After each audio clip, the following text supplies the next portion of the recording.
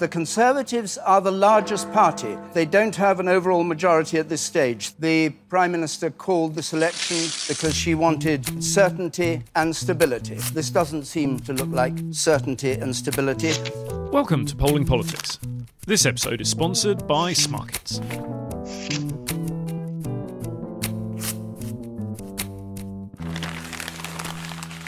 I'm Joe Twyman, co-founder and director of Delta Poll. And I'm freelance journalist Marie Lecomte. Our guest this week is Henry Newman. Henry is director of Open Europe. He's previously worked as a special advisor for Michael Gove at the Ministry of Justice and Francis Maude in the Cabinet Office. And just listen to this. He studied Persian with Islamic Studies and History at Christ Church, Oxford. He then studied for a Master's in Middle Eastern Studies at Harvard as a Frank Knox Fellow. He's taught 19th century Iranian history at the University of York, Middle East politics at Lincoln College, Oxford, a course of political Islam at Harvard's Department of Government, and government and politics of the Middle East at SOAS. So why am I running a think tank on Europe? That would be my first question, personally, yeah. You're not messing around, are you? Blimey. I'm afraid we're not going to ask any questions about Iran, but I feel that there could be a whole separate Iran, subcast. Good or bad? You have 20 seconds. I mean, I love Iran. I'm not very keen on the regime. Welcome along. I'm now really worried that we need to include more Middle East. But let's start instead by discussing the royal baby stroke wedding. This is obviously the news that the Meghan Markle and Prince Harry, who are now not called that anymore, are expecting a baby in the spring, though no details on what the spring means or whether it was conceived before or after the wedding. We're assuming after, right? And the royal wedding of Princess Beatrice or Eugenie. I'm not sure which one it was. Now, polling's quite clear on this when it came to Harry and Meghan's wedding. 2/3 of people weren't interested. Henry, how excited were you by Princess Beatrice or Eugenie's wedding? I wasn't hugely excited. I'm afraid. I mean, obviously delighted she's got married. How lovely for her! But it wasn't a huge deal. I'm much more interested in whether the child of Meghan and Harry will be able to be a prince or a princess. I think that's the most exciting question. No, I think they wouldn't. Unless the Queen decides, apparently. Ah, okay. Yeah, okay, the Queen can automatic. change the rules, but as the rules stand at the moment, they're not going to be a prince or princess. Do you think this right? has to go to and the if cabinet, it's a like boy, in The Crown? he might get a curtsy title, like I think the Earl of Dunbartonshire. Don't ask me why my brain decided to remember that. But if it's a girl, then fuck all. Interesting question. Should that child receive money from the public funds? I think this is something that's come up time and again. That child should get a sword. Get a ceremonial sword, but nothing more. Only 9% of the public think that Beatrice or Eugenie should receive funding from the public purse. I don't think they do get funding, actually, though they don't do any royal engagements either. Where do you draw the line, do you think? I don't care. I just really don't care. Well, I'm you're French. Exactly. Yeah. At least they should be lucky you don't want to chop their heads off. I think it's quite difficult for a lot of the sort of extended royal family trying to find a role, and so I do feel sorry for, I guess, the more extended family, and in some ways, Harry and Meghan are about to sort of enter that category as well, and trying to find the right role. But I think overall, what they announced the pregnancy in Australia. Country's obviously flirting with republicanism over quite a long period, and that's broadly a good thing. I'm in favour of the monarchy. Very not French, and hope we keep it, and hope that the Dominions also keep it. So I think it's a good thing that they spend time abroad in Oz and other countries. I do have one thing to say that just reminded me of a really posh friend of mine who was seeing this girl for a while, and then they broke up because they realised they were both in line for the throne and thought that was weird. So yeah, posh people. That's first world problem extraordinaire. I was going to say, in the past, that was positively a plus. Well, one of the questions that comes up a lot is, do the births of royal princes and princesses or royal weddings have an effect on the polls? I can categorically say they do not. People don't just don't care. Princess Charlotte, of course, was born 5 days before the 2015 general election.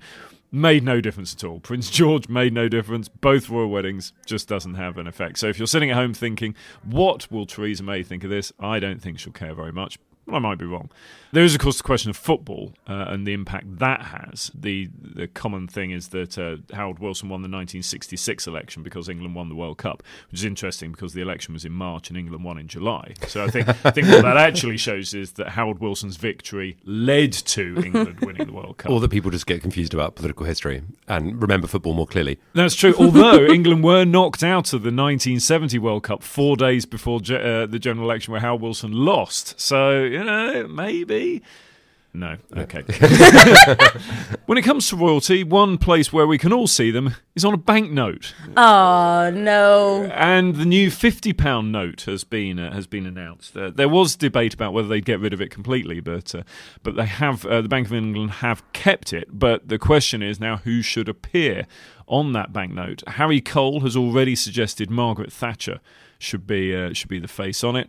Other suggestions have come in, including Philip Schofield, but I don't think that was entirely serious, though we never know. When the £10 note came out, Winston Churchill, Alan Turing and William Shakespeare were the top three in the polls there. Jane Austen was eventually chosen.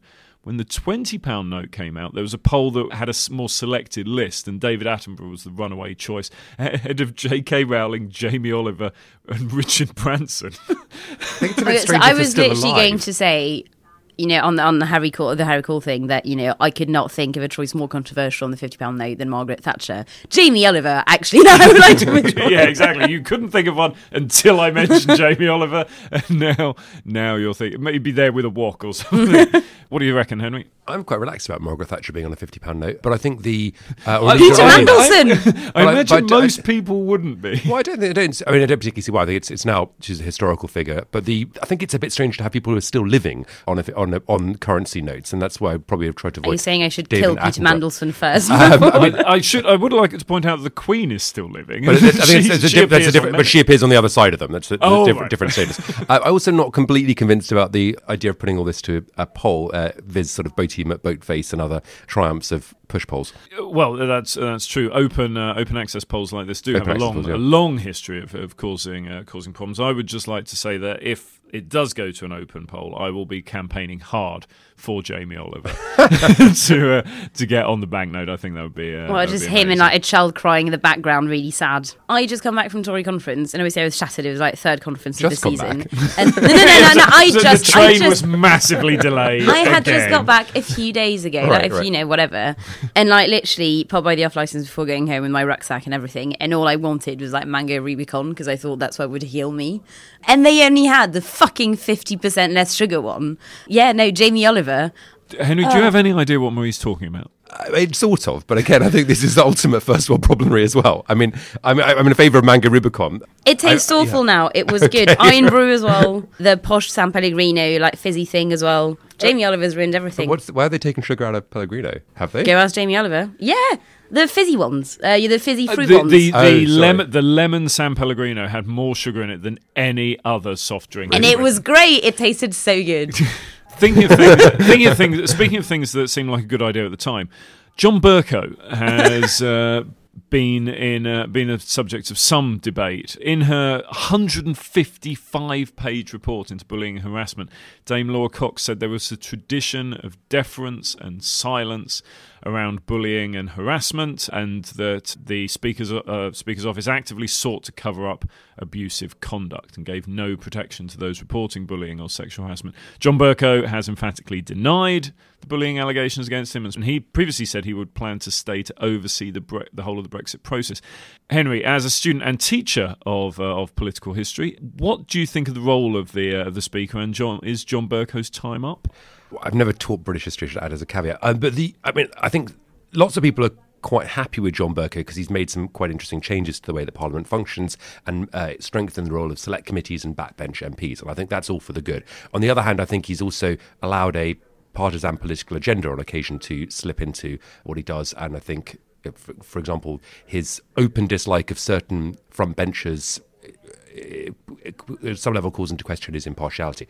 I think it'll be time for a replacement reasonably soon. On the other hand, it's up to parliamentarians. I'm not sitting in the Commons and actually dealing with this on a daily basis. From a Brexit point of view, do you think it is good or a bad thing to have him in the position while Brexit takes place? I think the reason why quite a lot of MPs are quite keen to keep him there is because they think that in the event that there isn't a parliamentary agreement on a deal, then he will give Parliament more and more opportunities to essentially take control of the process. And a lot of those things sit within the control of the Speaker. So they think that having him there, this is sort of people who ultimately might want to frustrate the UK exit or allow Parliament to take control in the event of no deal. They see having Bercow there as a useful thing. No, what I do find incredible is that, this report is horrifying, but also I think didn't come as a massive shock or surprise to anyone who is around Westminster. Because clearly bullying and sexual harassment is endemic in Westminster. I've done some work on that.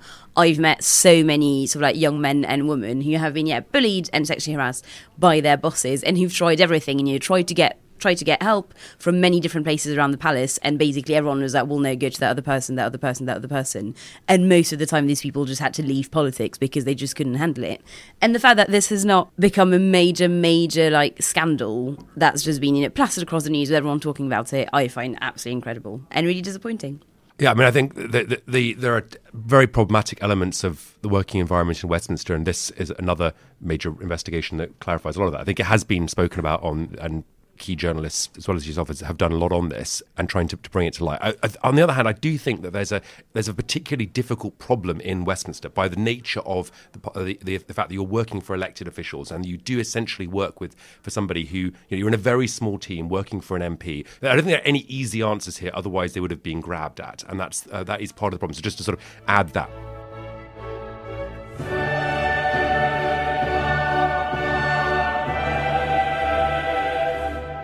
We're joined now by Sarbjit from Smarkets. Hello, Sarbjit. Hello. You were absolutely right about the excitement of the Bavarian elections last week. Were there some big winners or losers on that from your side? Yeah, I mean, it kind of went pretty early on towards Green. So we were predicting the Green coming second place for a couple of weeks before the election. So we clearly had people on the inside who understood what was going on in Germany, bidding on our markets. So it's nice to see the mainstream media kind of catch up with that result and start talking down the AfD, who were otherwise predicted to come number 2. Yeah, great stuff. Today we're discussing Brexit and, of course, Theresa May's role in the negotiations. Your markets have 2019 as the most likely option for her to leave. Punters don't seem to be going for 2018 at all, despite the uncertainty of everything. Do you think 2019 is the smart thing to aim for? I mean, I think we all have personal views on this, and I think that we've all been expecting her to go this year. The general public don't agree with us, and I think that this is a real question of pundits versus the people. My money's all on 2018, but other people think she can hang on to 2019. Maybe until the last moment she'll be there. We'll have to wait and see. Marie, what do you think? I would actually say 2020, partly to be contrarian, but also I genuinely think she will hang on for longer than people think. And to be contrarian, I think she will establish a dictatorship and never leave. I don't know what odds I would get on that, but I imagine they wouldn't be particularly You get 8.7%. Yeah, it would be pretty good, actually. And 2020 as well, 12.82%. So I'd put money on it straight away at Smarkets if you could. Sounds good. Now, polls out today show that Boris Johnson is losing ground among both Leavers and Conservatives. He has negative ratings among those groups. Is he still the favourite to replace her? No, actually, we've seen recent movement for Sajid Javid into that spot, 14.29%. Boris Johnson has now gone down to 12.2%. So he's been eclipsed by Sajid Javid, which is actually quite a reasonable choice in my opinion. Oh, right, but of course we know that the favourite never wins the Conservative contest. So do you think Sajid, if he wants to be leader, would be actively betting against himself? Well, he's a clever guy, so I wouldn't put it against him. But, we haven't noticed him at Smarkets, but we'd welcome him, along with all the other candidates. And speaking of movements, left, right and centre, who are the most likely casualties from the next ministerial round that you guys have? So, number one spot for next Cabinet Minister to resign is Michael Gove, 15.62%. Interesting. Followed by Penny Mordaunt. And then Dominic Raab. Right, so it's Gove who's favourite. Maybe our guest. That's really interesting, actually, because I feel like Gove was one of the Brexiteers who actually privately, at least, was kind of trying to convince people to back Chequers, or at least, to kind of like stay in and work with it. Like, he was definitely not one of the hardliners over the summer, so it's quite interesting that that's changed. Yeah, he has a very interesting profile. He's built a reputation in the Conservative Party for what he did in education, and now he's kind of looking to be the moderate and be the person who can heal the rift.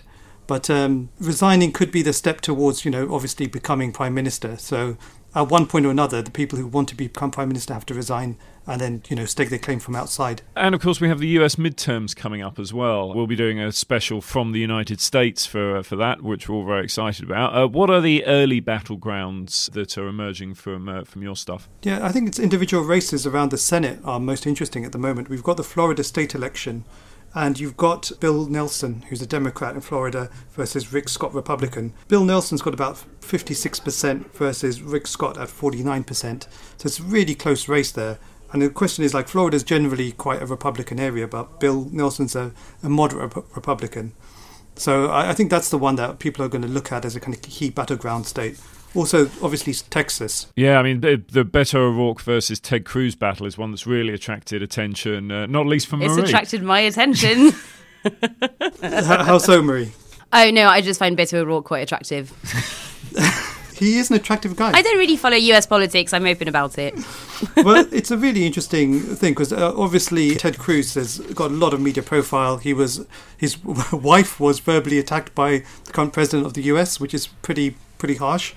Yeah, and of course he was a serial killer during the 1970s as well, which obviously impacts on his profile. Come on, that's one of my 2 jokes. I don't think that's true. But Beto's got that kind of profile. He looks Kennedy-esque. He's young. He's youthful. He's raised a lot of money.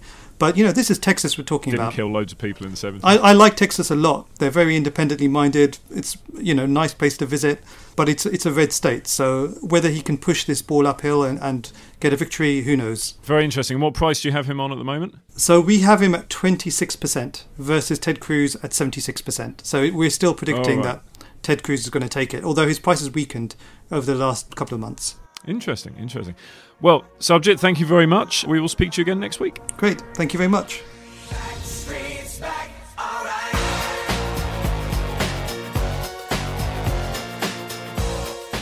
Obviously, this week is heavily dominated once again by Brexit. Henry, you're the director of Open Europe. Tell us about your think tank. So we are a think tank working on Britain's relationship with Europe. We've been around for quite a while, and we're doing obviously quite a lot of Brexit at the moment. And we didn't take an institutional position during the referendum, but we've been trying to sort of work out the best way forward since then.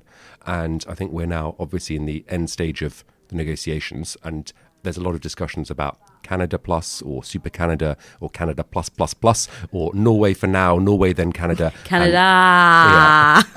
Chequers. And frankly, all of that is pretty irrelevant because the only question that is determining whether or not we leave the EU with a deal is whether we can get a backstop over the line. Everything else is agreed and nothing else matters for the withdrawal agreement. So we're having this completely bizarre argument where Labour is trying to apply 6 tests to a future arrangement that won't even be discussed. The EU have not even sat down as a 27 and had a scoping discussion about what they want the future relationship to look like. So it's just bizarre to me that we're having this huge, very angry row with lots of emotions about the future relationship, which I think is important, but the EU is only saying you've got to agree the backstop or you can't have a deal. And I think at the moment, I'm yet to find a single parliamentarian who can sign up to the backstop as it currently stands.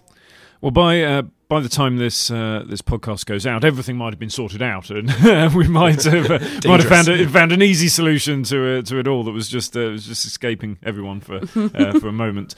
But assuming that's not the case, it's clear that we have a crunch couple of weeks coming up. The polling on this has been published frequently. There was a study out last week of 150 polls for the Evening Standard that showed a majority now want to remain, backing up a narrative that has been pretty consistent throughout the polling of this small movement. But it is a small movement towards that. There's an average now of a 4-point move to remain, but that's still pretty small.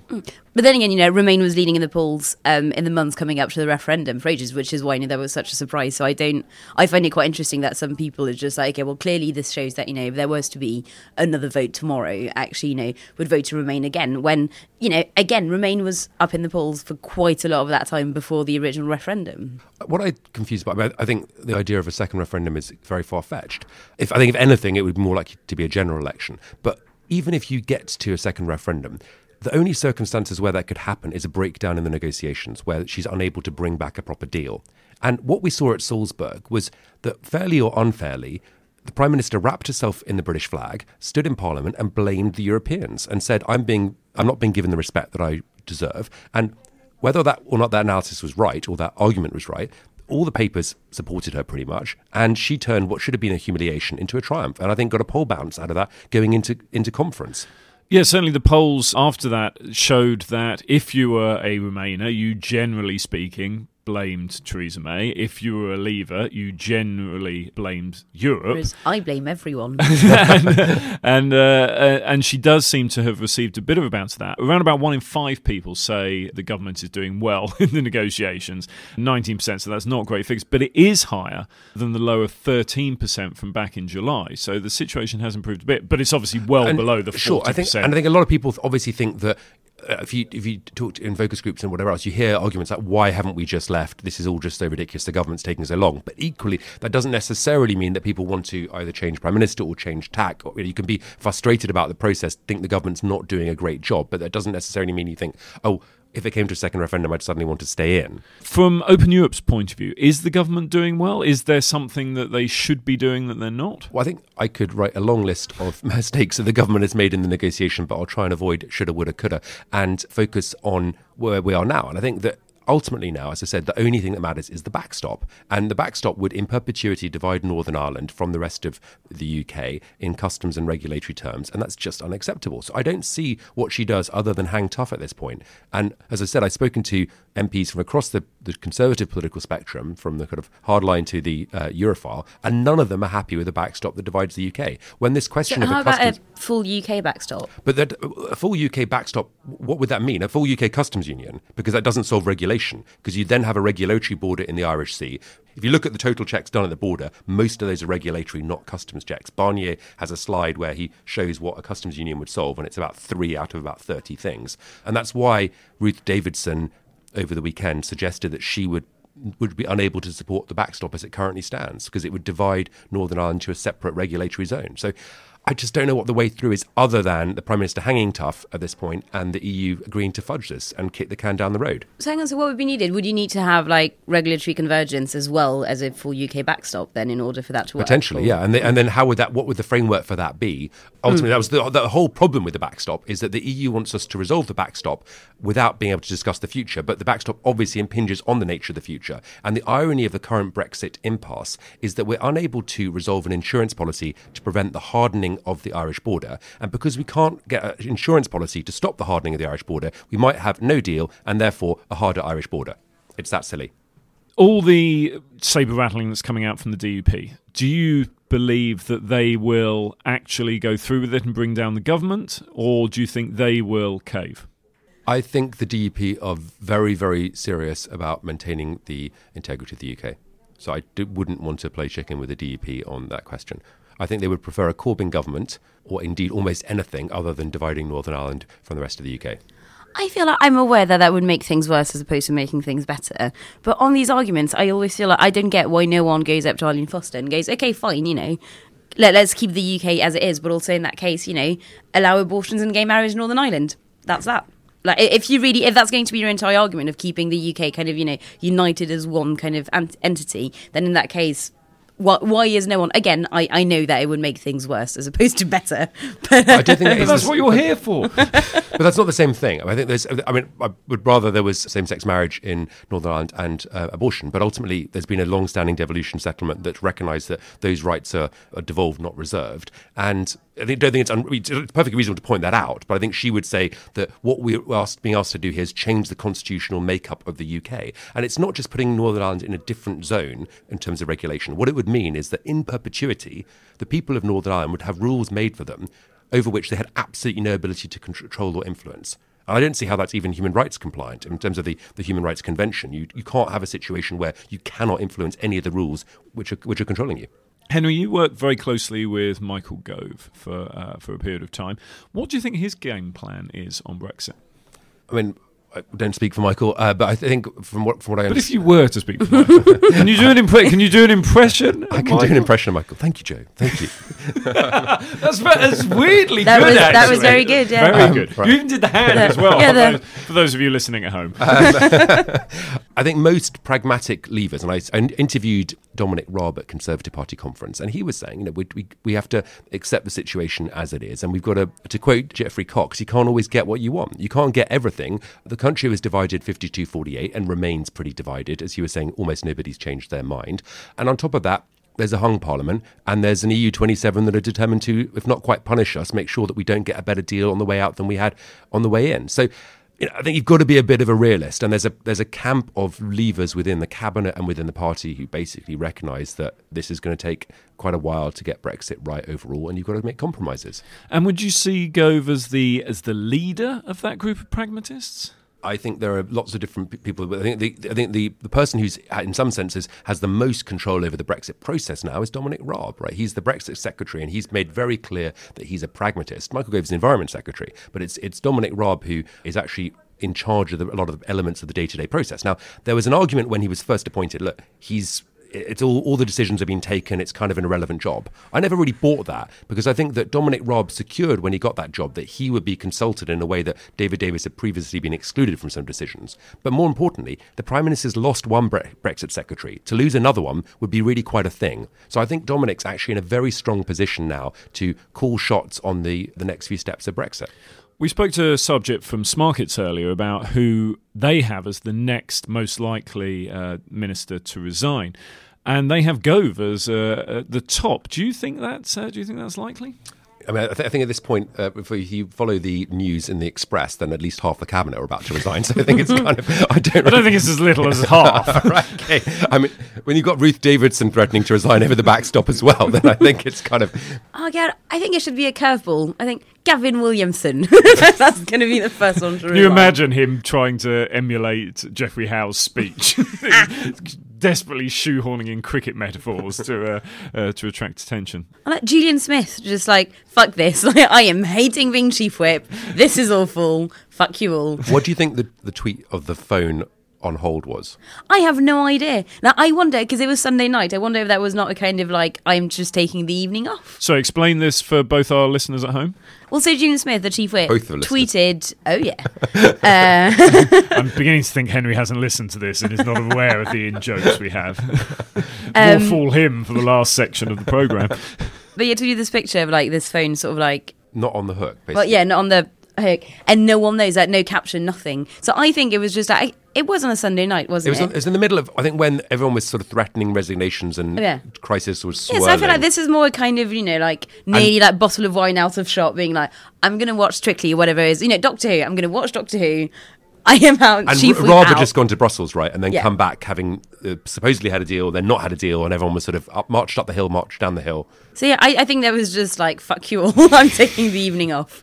But who knows? There are lots of different descriptions for the different types of Brexits that we've talked about. Canada, Canada Plus, blind Brexit, hard Brexit, soft Brexit, etc., etc. Do you know how to work out your preferred Brexit?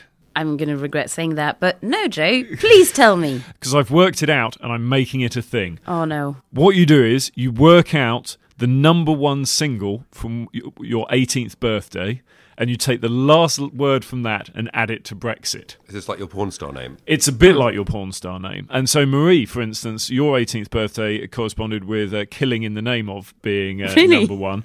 Or Killing in the Name, technically. So that's name Brexit, you see. Theresa May, Kung Fu Fighting. So she wants a fighting Brexit. I thought it was red, white and blue. Jeremy Corbyn, Silence is Golden. So that becomes a golden Brexit. Nigel Farage, 7 Tears by the Goombay Dance Band, whoever they are. So he wants a Tears Brexit. Dominic Raab, it was Stay by Shakespeare's Sister. So he gets Stay Brexit. You see, it all works. Did he say, was it 18th birthday or the day you were born? 18th birthday. Henry, director of Open Europe, you turned 18 when Life is a Roller Coaster by Ronan Keating was number one, which means roller coaster Brexit. I mean, that's, is your to be ideal. fair, pretty much where we are at. Exactly. So this genuinely works. So go on, find out what was number one when you turned 18, and tweet us your Brexit. I just want to make it clear this is a Joe Twyman idea, not a polling politics idea. This will have them rolling in. Henry, what are you afraid of? Sharks. Sharks? Oh, that's interesting. It's a lack of phobia. Because I'm afraid sharks does not make the most common phobias for Britain. Marie, what are you afraid of? Am I allowed to tell a relevant short story first? Or please do. So I went to this We can immersive... always edit it out. That is true. I went to this immersive art experience thing a few years ago, and so there was a woman guiding us, and at some point she gave us a piece of paper that just said, "What's your biggest fear?" And so I wrote it because it was this quite intense place. So I wrote basically a paragraph of fear of failure, blah blah blah blah. Half sugar and then mango Rubicon. Should have written that because but I wrote something weirdly deep, so something like fear of failure, I'm setting myself up for failure, blah blah blah. And then the woman that we all gave them back, the woman read them out, and everyone else had said mice, like that. And then I had just a paragraph of existential crisis. Thank you very much. Fear of taking myself too seriously, perhaps would have been continental divide. Well, mice is definitely cockroaches. Cockroaches doesn't figure. Mice was number 6 on a poll. What do you think was number 1 for Brits? Spiders. French people. French people, no, French people doesn't. Yeah, I'd say spiders as well. Spiders number 4. Oh. Number 4. What's the top 3? Well, the top Rats. top three. Public speaking was number 3. 20% were very afraid of that, with a further 36% a little afraid. Snakes, 21% very afraid. That's very Freudian.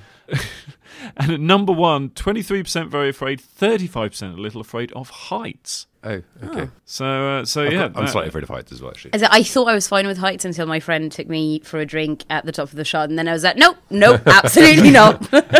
We tried climbing, and that's quite... Well, obviously, if you've tried climbing... I've got very afraid of heights, but I can climb, but I do get to the point where I'm just not very high. Shaking. only to the height. I can climb to the top of the wall, but I just find myself sort of... But only if the wall is completely exhausted by the end of it, because I've been shaking so much. Oh, really? So do you think that your fear of heights actually boosts your enjoyment of climbing? Not really, because it just then makes the whole thing completely exhausting, but it's a kind of determination to do it, even though I'm scared of it. It's like... Interesting metaphor for Brexit, actually. As someone who favours a roller coaster Brexit. I don't favour roller coaster Brexit. That's your bizarre algorithm. What about death? Isn't that the thing everyone should be afraid of? Death isn't on the death isn't on the list. I'm afraid. I feel like there's nothing you can do about it. I'm quite relaxed about it. Darkness. I don't know if that counts. Looking while you cross the road, sort of thing. Oh yeah. Crowds, 21%. So over 1 in 5 people has some degree of crowd fear. Flying on a plane, 7%. Needles and getting shots. Oh, needles, yeah. I really disliked them once when my dad was trying to give me a vaccine. He had to run after me around the garden for ages. Your dad was trying to give you a vaccine? Oh, he's a doctor, sorry. I feel like I should have opened with that. Should have opened with that. Why was he running around the garden with a needle or with just... Well, basically, because I didn't want a vaccine, and so I was just running around, and he was, as a result... I really hope the neighbours didn't see. I was going to say, someone peering over the fence into the LeConte household. Which is a very well-adjusted family. I imagine that's what happens exactly like that in all French households. That's it. Henry, thank you very much for coming in. We shall be back next week. No time for our interview with the guy that went swimming naked in a shark tank. And we'll leave you with a quick look at video footage of Marie running around the garden being chased by her dad with a needle. Cool, you did go for it, didn't you? Thank you to Sarbjit Bakhshi. This episode was sponsored by Smarkets. We will be back next week. Thank you very much for listening.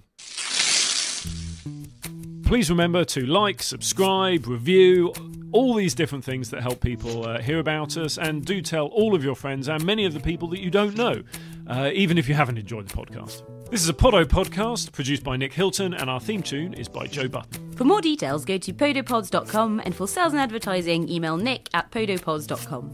And yes, that's spelled PODOTPODS.com.